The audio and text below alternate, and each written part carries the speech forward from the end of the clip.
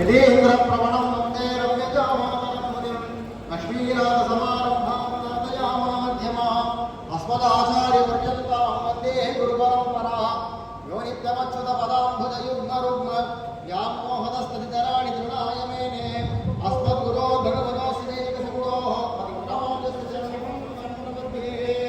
मातापिता युवतयस्तनया विभूतिः सर्वं यदेव नियमेन मदन्वयानाम् आद्यस्य नः कुलपदे तरुणाभिरामम् श्रीमत्तदङ्घ्रियुगलं प्रणमामि मूर्धना भूतं सरश्च महदाह्वय भट्टनाथ श्रीभक्तिसारगुणशेखरयोगिवाहान् भक्ताग्रजेन्द्रमिश्रान् श्रीमत्पराङ्कुशमुनिं प्रणतोऽस्मि नित्यम् अविदितविषयान्तरशकारेः उपनिषदापगानमात्रभोगः अपि च गुणवसादेतदेकसे श्रीमधुरकविहृदये ममाविरस्तु वेदं नादरियेन् वेदं तमिழ் செய்த ஆரோசகோமம் மண்குருகோரே உங்கள் வாட்டோவென்மை எத்தம் மதுரகவியார் எம்மை ஆழ்வாரவரே முன்னம் திருவார் முன்னை விடையாக குடியமுதல் பொன்னங்கடற்கவா போயிரண்டம் என்னுடைய சென்னி கனியாக சேர்த்தினேன் தன்முகத்தார் என்னை கடவுடையேன் யார் நயந்தர் பேரின்பமெல்லாம் பழுதின் நன்னினர்வார் சயந்த குணத்திர காலினைவே உயர்ந்த குணத்து திருவரங்க தமிழோம் மன்பாலியம்மும் கலித்துறை அந்தாதி ஓதேசலிங்கமே இனியன் குறை நமக்கு எம்பெருமானார் திருநாமத்தால் உயிரம் நம்முக்கட்டு சாமிந்திரியம் துணுகளோர்களை கலிதந்த செஞ்சொற் கலித்துறை அந்தாதி பாடித் தந்தான் திருவரங்க தமுதாகிய புண்ணியனே சொல்லின் துணை கொண்டு முதலை போதுக்கு தொண்டு செய்யும் நல் அங்கரே துமல்லாமல் உள்ளே அல்லும் பகலும் பணி நல்கு அசமயம் நல்கும் பரமனுஷா மூலாகலதயாபாத்திரம் மதுரீரமணம் பிரபும் பக்தப்பிரியம் பிரேலிகேந்திரம் ரசிகாச்சாரியமாஸ்ரீயே ஸ்ரீனிவாசதயாபாத்திரம் ஸ்ரீபக்திவமணவம் சஜம் ஸ்ரீநாதப்பிரியம் பக்தம் தம் முகுந்தாச்சாரியமாஸ்ரீயே நமஸ்த சந்தாரக தீட்சிதாபியாம் சமர்ப்பிதாபியாம் சமாஸ்ரிதானாம் நிஜபக்திதாபியாம் நமோ முகுந்தாய சுபாஷிதாபியாம் ஸ்ரீமதே நமः अस्मदाचार्याय नमः श्री मुकुन्दाचार्याय नमः ओमनार्याय नमः समस्त कल्याणगुणपूर्णाय नमः भगवत्पादाम्बुज प्रदर्शकाय नमः आचार्यवर्याय नमः गोमटं स्वामिने नमः श्रीनिवासदयापात्रभूताय नमः श्रीमद्गोमटवंशजाय नमः श्रीनाथप्रेमभक्ताय नमः श्रीमुकुन्दार्याय नमः सर्वोद्धारणतत्पराय नमः यदिराजपदाम्भोजगन्धप्रवणमानसाय नमः सौम्यजामातृयोगीन्द्र पादाम्बुजमधुव्रताय नमः श्रीमते नमः गोमटं स्वामिने नमः नानाविधपरिमलपत्रपुष्पाणि समर्पयामि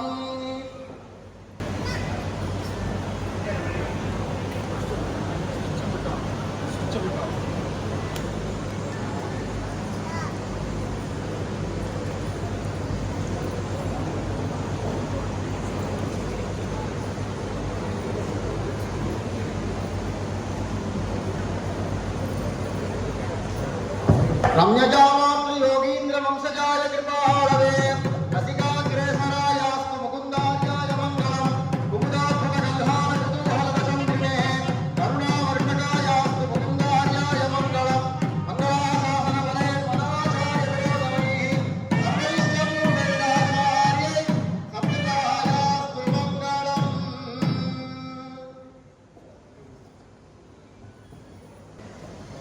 सदा आयुष्येवे प्रिये प्रतिष्ठति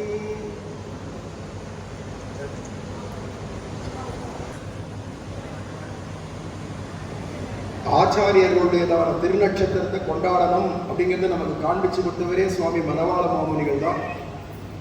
அதுக்கு முன்னாடி இருந்தவாளை காட்டிலும் அவ ஆச்சாரியனுடைய திருநட்சத்திரம், அதாவது அவதார தினத்தை, அந்த நட்சத்திரத்தை கொண்டாடணும்.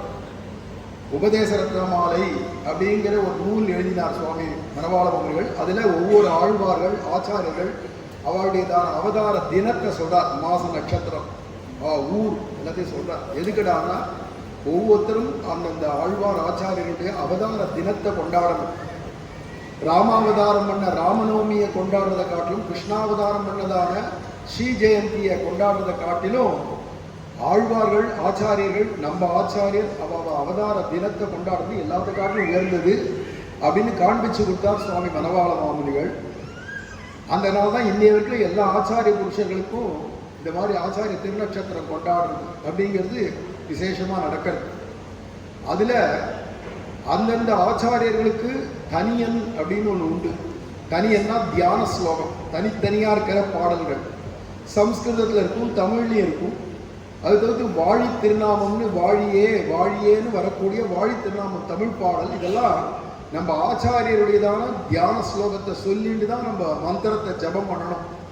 அதுக்காக தனியன்கள் அப்படின்னு ஏற்பட்டது. அது பெருமாள்கிட்டேருந்தே இருக்கு. ஏன்னா நமக்கு எல்லாருக்கும் முதல் ஆச்சாரியர் பெரிய பெருமாள் தான், ஸ்ரீரங்கம்.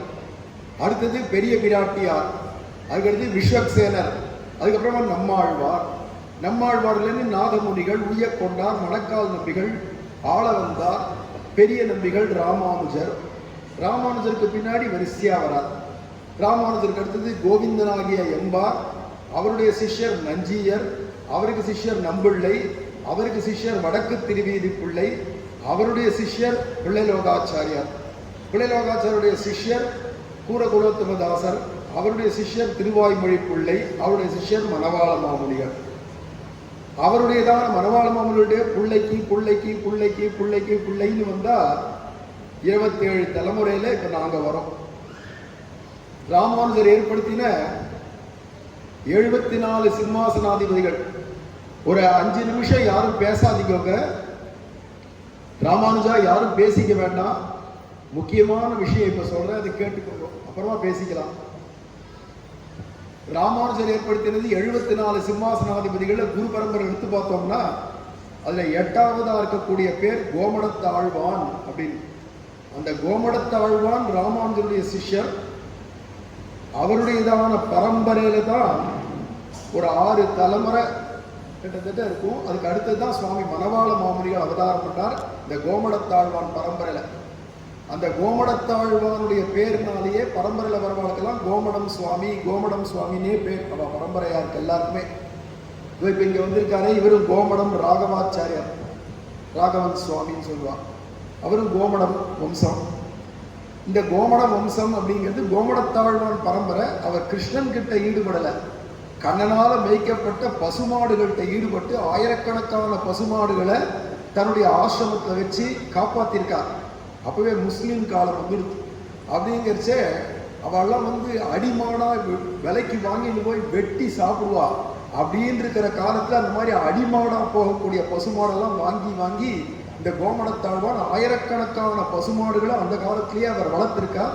அதை தவிர்த்து அவர் பகவத் விஷயம், ஸ்ரீபாஷ்யம் எல்லாம் உபன்யாசமும் பண்ணக்கூடியவர், பெரிய மகாத்மா, சகல சாஸ்திரமும் தெரிஞ்சவர். ஆனா எப்ப பாரு தள்ள முண்டாசை கட்டு வேஷ்டி தூக்கி சொருகிட்டு மாடுகள் பின்னாடியே இருப்பார்.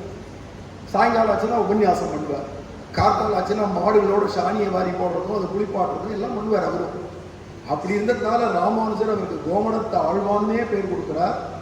கோமடத்து சிறிய ஆழ்வான் அப்படி பேரு. அந்த பரம்பரையில ராமானுஜரே மறுபடியும் அவதாரம் பண்ணார். இந்த பரம்பரையில கோமடம் பரம்பரையில சுவாமி மனவாள மாமுனிகளா அவதாரம் பண்ணார். அந்த மனவாள மாமுனிகளுடைய நேர் வம்சத்தார் ஒவ்வொருத்தருக்கும் கோமடம் சுவாமின்னு தான் பேர். அந்த நேர் வாரிசு, அந்த பரம்பரையில இருக்கக்கூடிய அத்தனை இந்த வாரிசு அத்தனை பேருடையதான கிட்டத்தட்ட ஒரு 37 தலைமுறை எந்து 37வது தலைமுறை முதல் கோமடத்தாழ்வான் கிட்ட.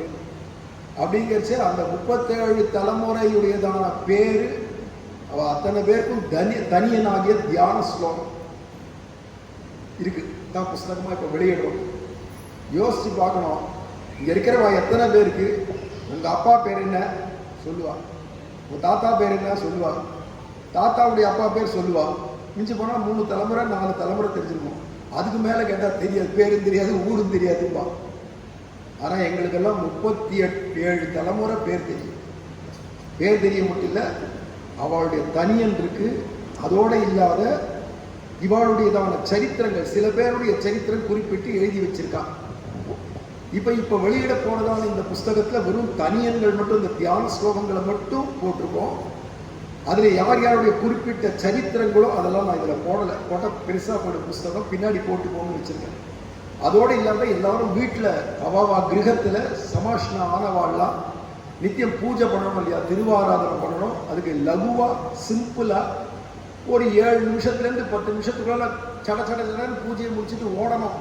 இப்போ ஓடுற காலம் 1 மணி நேரம் பூஜை பண்ணு 6 மணி நேரம் பூஜை பண்ணுன்னு சொன்ன காலம் இல்லை. ராமானுஜர் எழுதியிருக்கார் ஒரு நூல், அதுக்கு நித்தியம்னு பேரு. 6 மணி நேரம் ஆகும் பூஜையை ஆரம்பிச்சா. காத்தால 6 மணிக்கு ஆரம்பிச்சா மத்தியானம் 12 மணிக்கு முடியும். அதுக்கு பேர் நித்தியம்னு ராமானுஜர் பண்ணார். 6 மணி நேரம் பண்றதுக்கெல்லாம் நம்மளுக்கெல்லாம் சக்தி இல்லை. ஏதாவது 1 மணி நேரம் உட்காந்து பூஜை பண்ற மாதிரி ஏதாவது சொல்லுங்க சுவாமி அப்படின்னு மணவாள மாமுனிகள்கிட்ட கேட்டான். சுவாமி மணவாள மாமுனிகள் அதை சுருக்கி லகு திருவாராதன கிரமம் அப்படின்னு மாமுனிகள் ஒன்று எழுதினார். இன்னைக்கும் கிடைக்கிறது இதெல்லாம். அது 1 மணி நேரம் ஆரம்பிச்சா பூஜை. இப்ப நம்ம சிஷ்யாலாம் இந்த காலத்துல 1 மணி நேரம்லாம் பூஜைன்னா நித்தியம் பண்ண முடியாது. முடிஞ்சா ஞாயிற்றுக்கிழமை பண்ணுவோம், இல்லை பிறந்த நாள் அன்னைக்கு பண்ணுவோம். நித்தியபடி பிரசாதம் சாப்பிட முடியாது, பூஜை எல்லாம் பண்ண முடியாது. எங்களுக்கு ஓடுற ஓட்டத்துக்கு ஏதாவது சுருக்கி பண்ண முடியுமான்னு கேட்டான். கிட்டத்தட்ட அது ஒரு 20 வருஷத்துக்கு முன்னாடி, 25 வருஷத்துக்கு முன்னாடி. அப்பதான் பகு லகு திருவாராதன கிரமம் அப்படின்னு ஒன்று எழுதினோம். அது லகு திருவாராதன கிரமம் மணவாள மாமுனிகள். இது பகு லகு ரொம்ப ரொம்ப சுருக்கமான பூஜைன்னு அர்த்தம். இப்படியாக பகுலகு திருவாராதன கிரமம் எப்படி பண்ணணும் அப்படிங்கிற கிரமம், என்னென்ன பாசுரங்கள் என்னென்ன ஸ்லோகங்கள் சொல்லணும், எந்தெந்த சமயத்துல எப்படி பண்ணணும் அப்படிங்கிறத சுருக்கமா அதையும் இந்த புஸ்தகத்துல இணைச்சிருக்கேன். வெறும் தனியன் மட்டும் சொன்னோம், ஜபம் மட்டும் பண்ணினோன்னு இல்லாத சமாஷ்டானவாள்லாம் வீட்டில் நித்தியம் பூஜை பண்ணாத சாப்பிடக்கூடாது, திருவாராதனை பண்ணாத சாப்பிடக்கூடாது. அப்போ திருவாராதனை முறை சுருக்கமாக கிடைச்சா தேவலாமின்னு எல்லாரும் எதிர்பார்ப்பாளின்னு அதையும் இந்த புஸ்தகத்தை போட்டிருக்கோம். இந்த புஸ்தகம் எங்களுக்கு கையில் கிடைச்சதுன்றது எங்கள் சின்ன தாத்தா ஏதோ ஒன்று நம்ம பரம்பரை பொக்கிஷம்னு கையில் கொடுத்தார். எப்போ நான் சமாஷ்ணம் பண்ணுறதுக்குன்னு ஆச்சாரிய பீடத்தை எடுத்துக்கிச்சு. அப்போ இது நம்ம பரம்பரை பொக்கிஷம்னு சொன்னாரே தவிர இது உள்ள என்ன இருக்குன்னு தெரியாது. ஏதோ ஒரு கத்து பேப்பர் இருக்கு. அப்புறமா என்னுடைய கிரகத்துக்கு வந்தோடனே அதை எடுத்து பார்த்தா எல்லாம் தெலுங்குல இருக்கு, ஒன்று கூட தமிழ்ல இல்லை. நமக்கு தெலுங்கு சுட்டு போட்டாலும் தெரியாது. தெலுங்குல எழுதி வச்சிருக்கா. அவெல்லாம் சென்னையில் இருந்தவா, அவெல்லாம் தெலுங்கு அதுலதான் நிறைய எழுதுவான். நம்மளுடைய எல்லா வைஷ்ணவ கிரந்தங்களும் அநேகமா தெலுங்கு லிபியில தான் இன்னைக்கு இருக்கு. அதுலேருந்து தான் தமிழுக்கு மாத்தினான். ஏன்னா சென்னையில ஆந்திரா, அப்போ சென்னையில ஆந்திரா, திருப்பதியெல்லாம் தமிழ்நாடு. இதை கொடுத்து அதை வாங்கிட்டான். திருப்பதி ஆந்திரா கையில கொடுத்துட்டா சென்னையை வாங்கிட்டான். எப்படி கோட்டை விடுறா பாருங்க தமிழர்கள்லாம். திருப்பதியை போய் கொடுக்கலாமா? திருப்பதியை வட இந்தியாவுக்கு இது ஆந்திராவுக்கு கொடுத்துட்டு நமக்கு தமிழ்நாடு தான். இப்போ சென்னை சென்னப்பட்டினம் அப்படின்னு பட்டணம் தான் சொல்லுவாங்கலாம். அதனால அங்கெல்லாம் தெலுங்கு தான் தெரியும். எங்கள் தாத்தாக்களுக்கெல்லாம் தெலுங்கு என்ன தெரியும், எழுதி வச்சிருக்கா, என்னன்னு தெரியாது. குடும்ப பொக்கிஷம்னு கொடுத்தாரு, வாங்கி வச்சுன்னா தெலுங்குல. அது நமக்கு ஒன்றும் புரியல, ஏதோ தெலுங்குல எழுதி வச்சிருக்கா, நம்ம குடும்ப பொக்கிஷன்றாலேன்னு அப்படியே கொண்டு போய் எல்லா புஸ்தகங்களுக்கு மத்தியிலையும் வச்சுக்கிட்டேன். அதுக்கப்புறம் சென்னையிலேருந்து மதுரை வந்தேன், மதுரையிலேயே இருந்தேன். இப்போ ஒரு 2 வருஷம் 3 வருஷத்துக்கு முன்னாடி புஸ்தகங்கள் எல்லாம் தேடி பல்வேறு புஸ்தகங்கள் எதுக்கோ எடுத்தேன். பார்த்தா இது ஏதோ ஒரு பேப்பர் கத்து இருக்கு, என்னன்னா பார்த்தா தெலுங்கு. அப்பதான் ஞாபகம் வந்தது எங்க சின்ன தாத்தா கொடுத்த குடும்ப பொக்கிஷம்.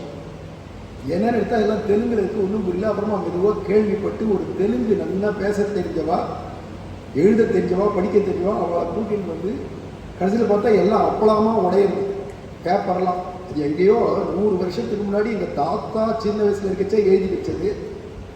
அப்போ 100 வருஷத்துக்கு மேலே எடுத்து அந்த பேப்பர் எடுக்கவே முடியல, எடுத்தா படப்படன்னு உடையிறது.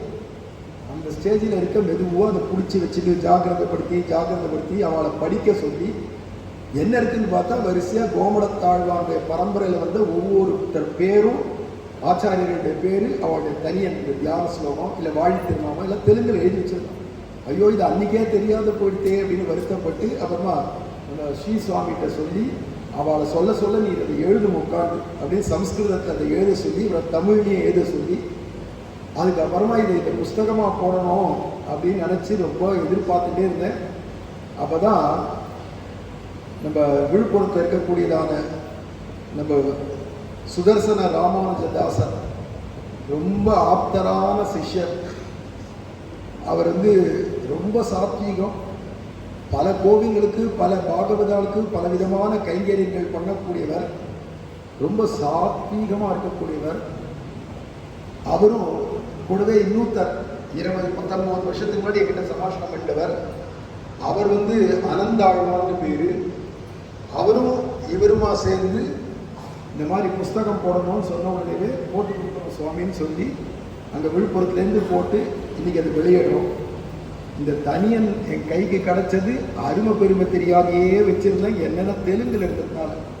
இப்போதான் அது ஒரு புஸ்தக வடிவத்துக்கு வருது அப்படிங்கிறதுனால இப்போ எல்லாம் தமிழில் போட்டுட்டேன். இந்த ஸ்லோகங்கள்லாம் தமிழில் இருக்கு. பூரா நித்தியபடி நீங்கள்லாம் இந்த பூர புஸ்தகம் படிப்பேலான்னு எனக்கு தெரியல. 37 தலைமுறையினுடைய தியான ஸ்லோகம். ஞாயிற்றுக்கிழமை மாதிரி லீவ் இருக்க செய்வாது, அந்த சந்தர்ப்பத்தில் ஓய்வாக இருக்க செய்வாது, இதெல்லாம் படிக்கணும். ரொம்ப அவசியம் படிக்க வேண்டியது. அது ரொம்ப ஆசையாக போட்டு கொடுத்துருக்கா விழுப்புரத்துலேருந்து நம்ம சிஷ்யா. அவளுக்கு தான் இத்தனை பெருமையும் போய் சேரும்.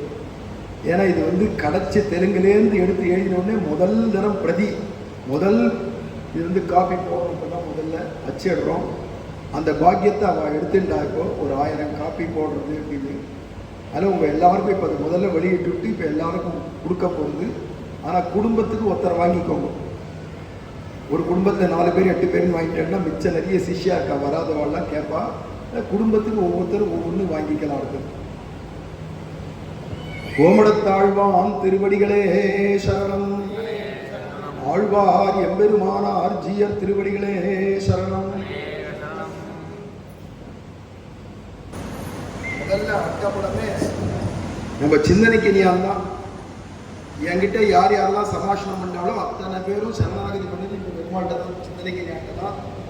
அந்த பெருமாளுடைய போட்டோ ஒரு பக்கமும், ஒரு பக்கம் ஆழ்வார் எம்பெருமானார் ஜீயர் பக்கமும், கடைசி பக்கத்தில் அடியனுடைய ஃபோட்டோவும் போட்டு பின்னாடி ஸ்ரீமதே ராமானுஜாய பூரா இது மாதிரி அட்டையோட அழகாக பிரிண்ட் பண்ணி கொடுத்துருக்காங்க. அங்கேருந்து அது முதல் வெளியீடு நம்ம சுதர்சன் அவர் கையால் நம்ம கோமடம் ராகவன் சுவாமிக்கு கொடுக்கலாம்.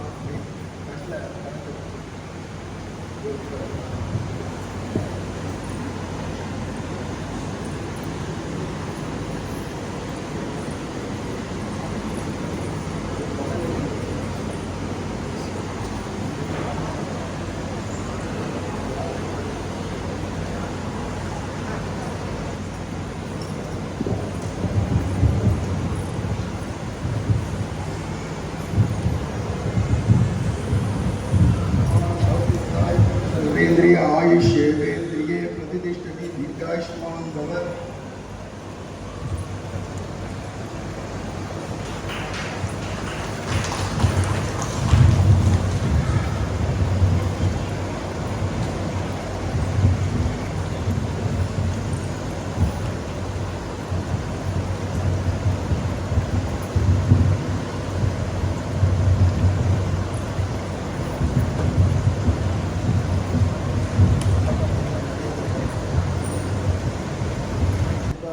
கையாலேயே கொடுக்க சொல்லியிருக்கேன். குடும்பத்துக்கு ஒருத்தர் வாங்கிக்கலாம்.